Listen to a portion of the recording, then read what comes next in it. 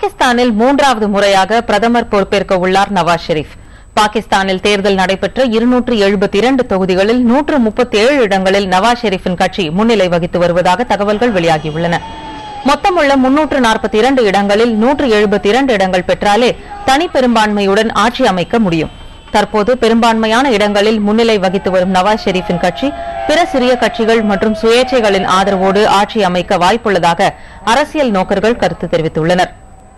முன்னதாக 1990 முதல் 1993 ஆண்டு வரையிலும் 1997 ஆண்டு முதல் 1999 ஆண்டு வரையிலும் நவாஸ் ஷெரீப் பிரதமர் பதவி வகித்துள்ளார்.